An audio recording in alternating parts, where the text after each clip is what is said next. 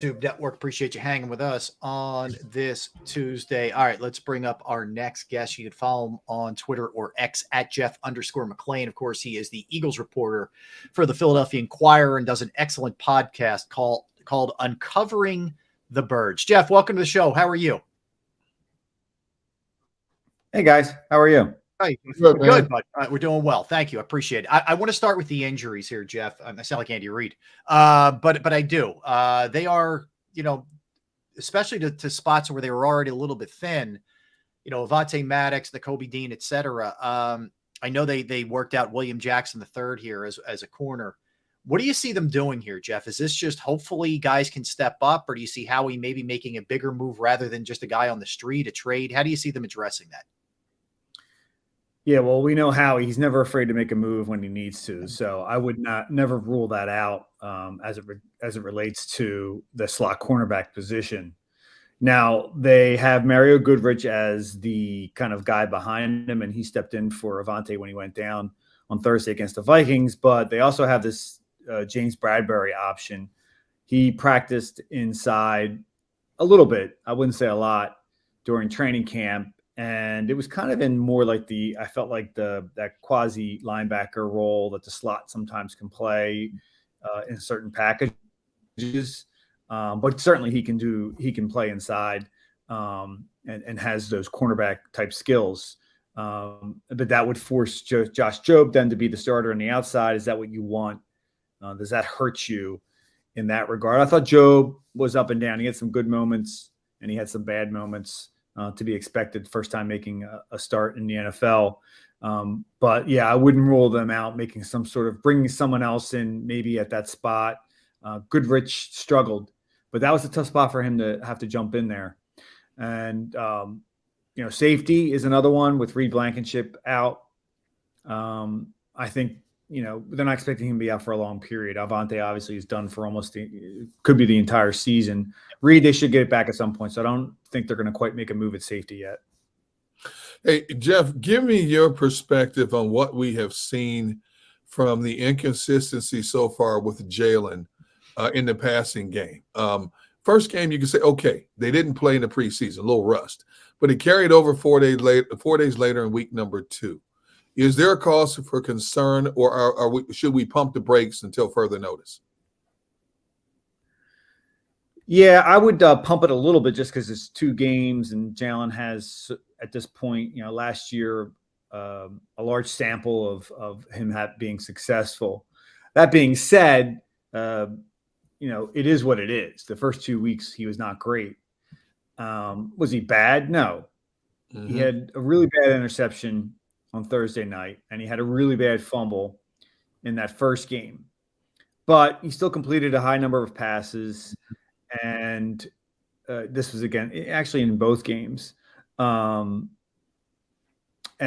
was able to throw the ball downfield. They had some really big throws to Devontae Smith. I do think that maybe he's struggling to see the field a little bit. Now, is that on the play calling and having a new play caller and Brian Johnson? Is that what defenses are doing now? They're throwing a lot of different stuff at him, as Jason Kelsey said. We've been seeing a lot of crazy stuff that we haven't seen on film, stuff that the teams don't normally do. Is it partly that, or is it Jalen just kind of struggling here with all these other variables? And it's probably a combination of all 3.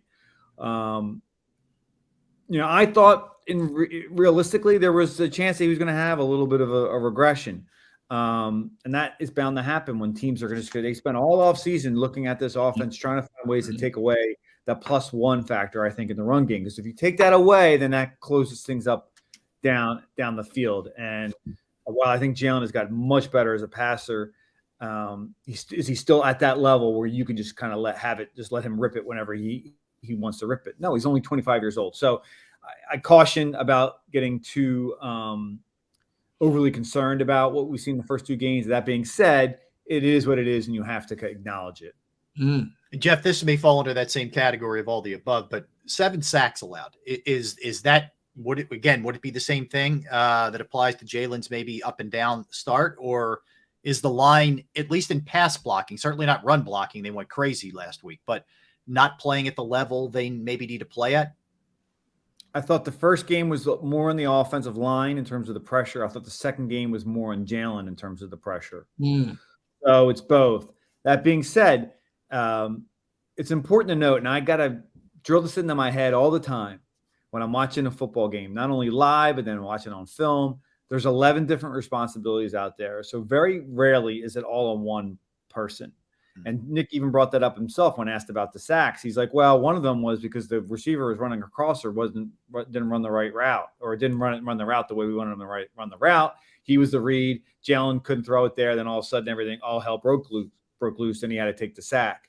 So it's important to understand, I guess, on each and every play what all the responsibilities are. That being said, typically when you see something firsthand and you watch it, more often than not, you're pretty right on things. And watching it again, it did seem like I felt like that there were times where Jalen was just holding on to it long, and he just needed to get, certain clock in your head, then get outside, and then if you have nothing, then throw the ball away. And I thought maybe he tried to force things a little too much in that regard. So to answer your question, probably a combination, again, of several factors. Is there any doubt in your mind that DeAndre Swift is now the lead/feature back in this offense? I thought he was the lead back coming out of training camp. He was. Okay. I thought he was really the most talented guy. It's not overwhelming, right. Where he's going to be the workhorse and the only guy you're going to hand the ball off to. That's never really been his thing. Can he do it? He wants to do it. He did it in this game, 28 carries. He had 33 carries in one game in his NFL career. Aside from that, before the 28 rushes the other night, it was only 16. So the Lions didn't think that he was this type of running back. And I don't think that's what we're going to see here. And in fact, we didn't see that much. We didn't see Miles Sanders even carry that much, at least in terms of his average. But I do question the Eagles a little bit on this, and I know it's a small sample of 2 games. I didn't understand why Kenny was the starter in the first game and got 18 touches to Swift's 2. Now, there's a lot of stuff that could factor into that as well. On zone reads, do you hand the ball off or not? So, and I think that got away from the Eagles in that regard, and they corrected it. But did they correct it because Kenny got hurt and he couldn't play, and then they had no other choice? Or did they say, you know what, Swifty's better? And to me, I think Swifty's just more elusive. He's more of he's got more explosion than Kenny. I like Kenny. He probably hits the hole maybe a little quicker. He's more north to south guy, which I kind of didn't think he was coming out of college. And I think there's no way they're going to bury him. He deserves to be a factor on this offense and be involved in it. But to me, I just think Swifty should get the most snaps. Yeah, I was surprised by that too, Jeff. And it seemed like it was that way in camp also, going in. And what I thought Swift did a great job too, just hitting it right where it was, up the middle. He didn't try to get too cute, didn't try to bust it outside in space. He ran really, really hard. I don't think it's ideal for him to maybe have that many carries, but man, yeah. I thought it was really encouraging what you saw out of him.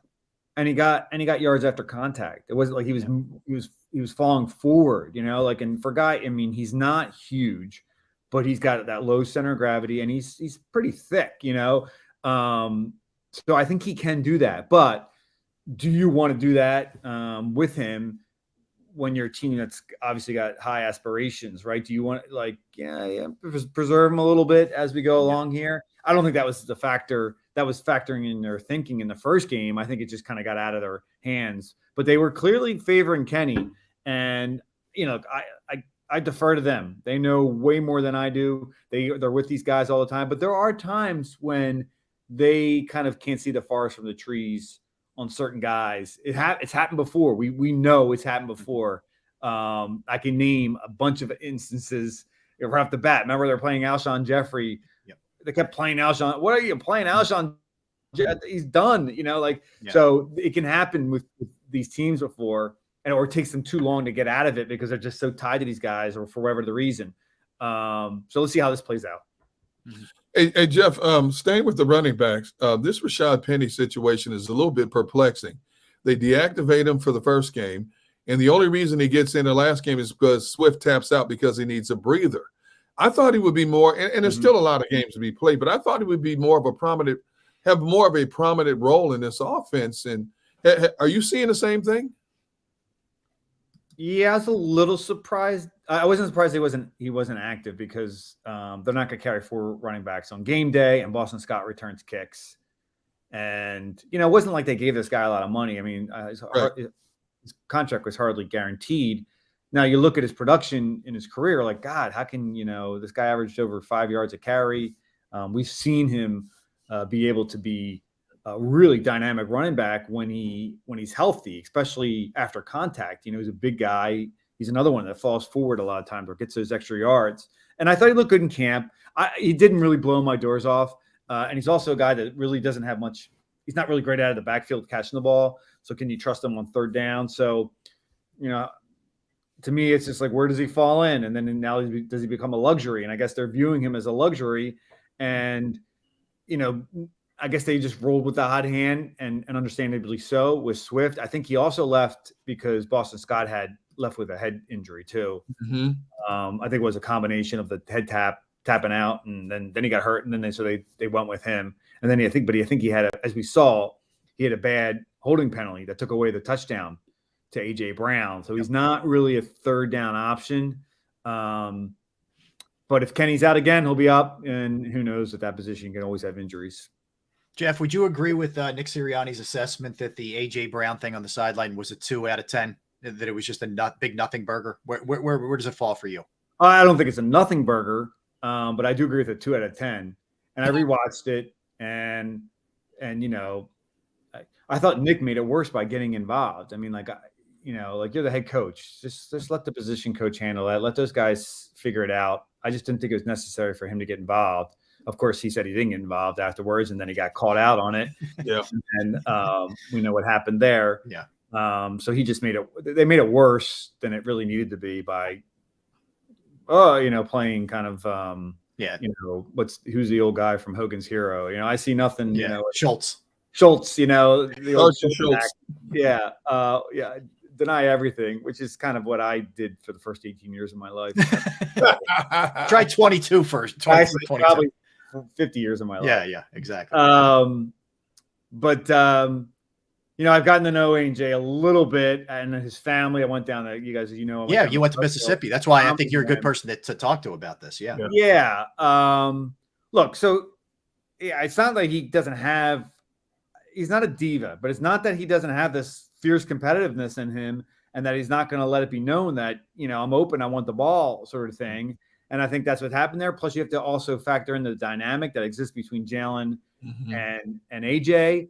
I even put out on Twitter there, part of my story was a very small part of the story, but like I had a lot of information just about how, like, when Jalen showed up in Starkville, and first it was like he was trying to recruit him to Alabama, but then they became friends, and then he'd come and work out with him, and they'd get in line and they'd run and they'd work out on passes, and AJ's position coach at Starkville was like, oh, you see him, they were bickering out there. He'd be like, hey, you don't run the route, you don't run fast enough. Oh, you were in the right spot. He's like, they were like brothers, and they were working out, preparing for, I guess, maybe the possibility that they would be quarterback and receiver on the same team. So I think that all factors into it as well. I wish AJ would have been by his locker stall afterwards. I think it's pretty easy. I'm of the belief, not just because I'm in the media side, but also I've seen it from the other side and talked to people from the other side. Get out ahead of it. Stand in front of your locker room. Say, hey, I'm competitive. I wanted the ball. We got into it a little bit. And, I don't think it's a huge ordeal. And that stuff does happen all the time. Sometimes cameras catch it. Sometimes they don't. It happens. That being said, I don't think it's a nothing burger. I think it's something certainly that needs to be covered. But I agree with like the kind of the two, watching it again, maybe because he had the visor on, you couldn't see his eyes. But from what I gathered, it's all been settled behind the scenes. No big deal. Back to normal. Now, if I may blather on just a little bit longer, if there is an issue that you could take from this and be concerned about, is AJ concerned because his quarterback is having trouble seeing him down the field? Yeah. Is this more not AJ really? I think AJ's competitive. I think he wants the ball, but it's also like, hey, what's wrong with you, Jalen? Why aren't is that? So that's something that could be something we have to keep an eye on. Jeff, the Eagles went into the last game with 3 outside linebackers. They had Christian Ellis play in the middle, and he played well. Can they continue to go this trend? Do they need to find a true inside backer, depending on how long the Kobe Dean may be out, or can they survive with the way they're going about it now? Yeah, I mean, Nicholas Morrow they called up, and Morrow, Morrow is the one that they end up putting at the mic. To some surprise, because he'd been on the practice squad and he hadn't been called up. He did okay, and Cunningham really bounced back from that first game. I thought, yes, he did not perform well in that first game. I think he'd be the first to say so. Ellis as well, which is probably why Morrow got the call ahead of him to be the mic. I still feel like that's an area of concern, though, and teams are going to go right at it. The Vikings had some success in the middle of the field. Hawkinson did have some catches. I think those came more against the safeties than they did the linebackers. So I got to give that, I wrote a column about it. I looked at the film, whatever. I wrote, hey, this linebacker issue again looks like it's going to be a problem. But I got to be completely honest. I thought the linebackers performed well against the Vikings. That being said, it's one game. Let's see how it plays out here over the next several games, because the Kobe Dean is going to be out for at least probably 2 or 3 more games. Yeah. Jeff, linebackers aside, let's look at real versus fake concerns. What's a real concern for you that you've seen through 2 games? I think Jalen, obviously, we have to address. Is definitely one I'd be concerned about. And I think that's partnered with the play calling of Brian Johnson. Although I give Brian Johnson credit. I mean, hey, inside zone, it's working. Keep calling it out well, and he did. Yeah. Right. And he doesn't have any kind of ego about, hey, I still want to do this, that, and the other thing. No, he pounded it and they won the game. And they should have won going away. Yep. With all the turnovers that the Vikings had. Let's see. Well, I thought, punting was, and they're trying to correct that under the radar issue. And they went and got a new punter, and Aaron Sippis is gone. I think that's real. Linebacker, as I mentioned, I think is real. Second safety is real. Slot cornerback has to be real, right? You lost your starter. But I'm not concerned about the offensive line. I'm not concerned about the defensive line. I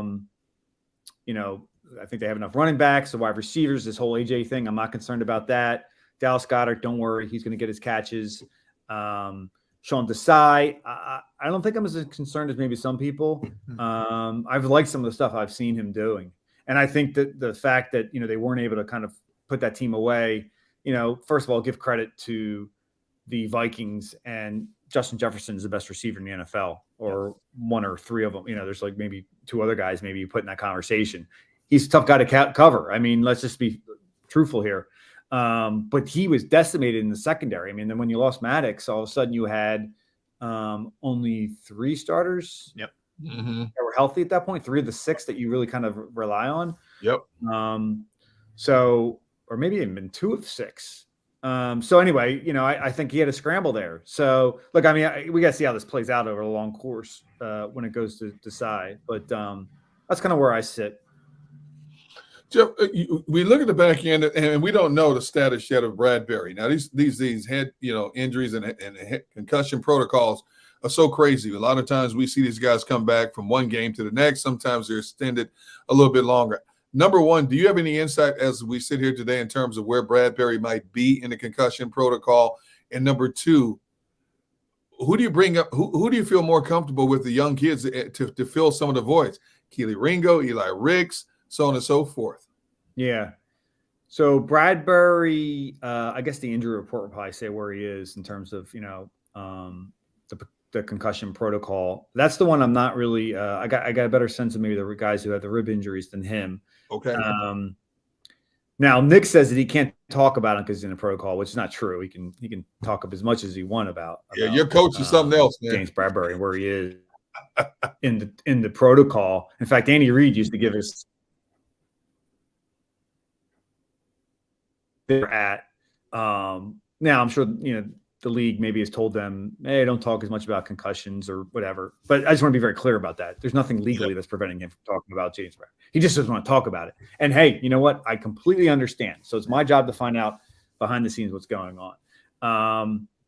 So Bradbury, I'm not exactly sure where he stands. Now, in terms of who's going to replace him if he's out, and then you have to put Well, I guess if he's out, then you don't have the option of putting him inside. It'll be Job on the outside, and it'll be Mario Goodrich on the inside until they decide what they're going to do.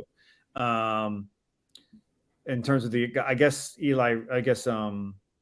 Keely Ringo is on the active roster. He'd have to be up ahead of Eli Ricks right now. Although I thought Ricks looked better in training camp than Keely Ringo. So, if they were pressed, maybe they would just call Ricks up and then have him play ahead of Ringo on game day, if that's the way they felt.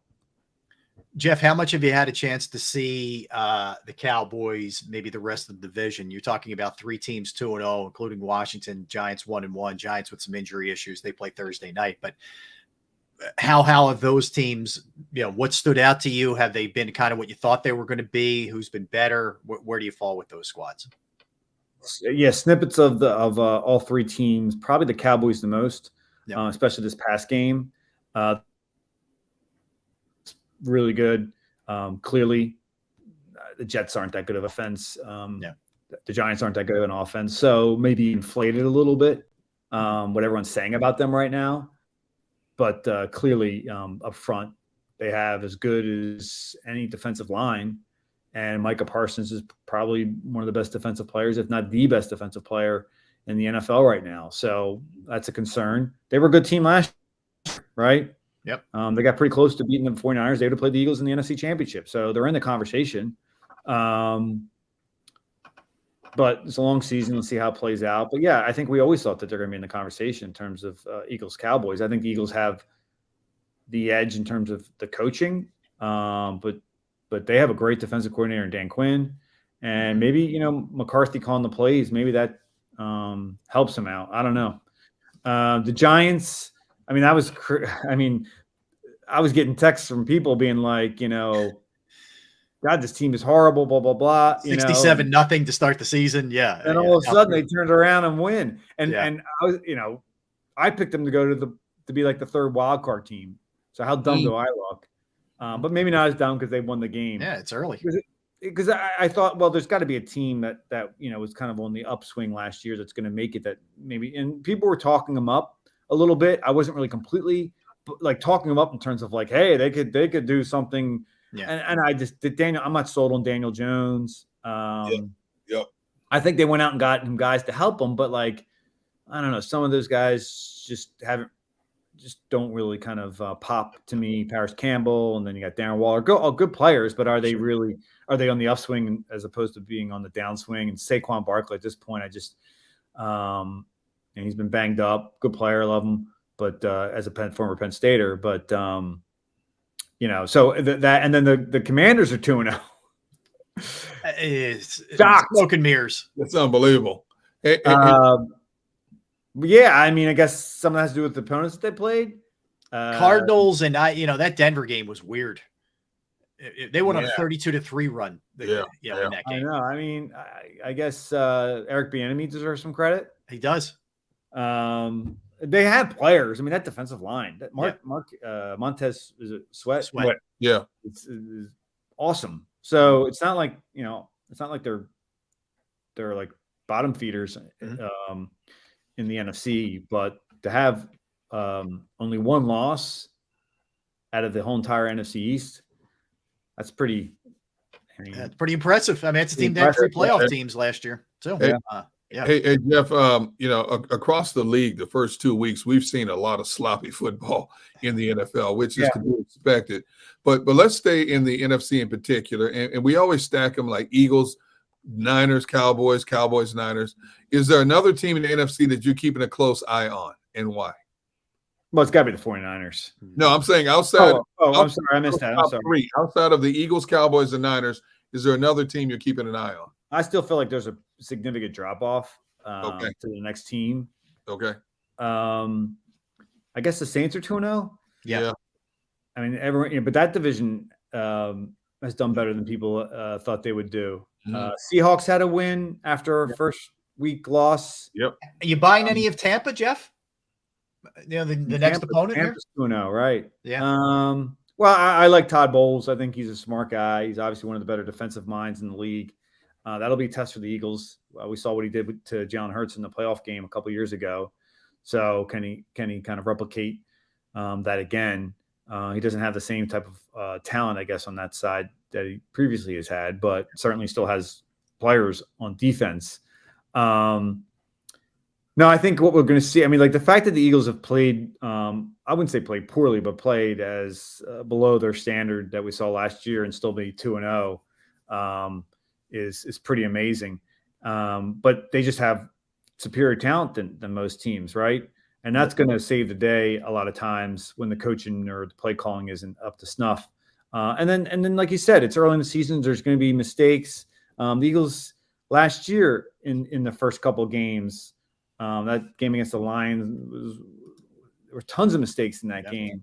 The Vikings game a little cleaner, but they beat the team. Well, aside from that late touchdown, they would have beat the Vikings this year. They beat the Vikings by more points than they did even last year.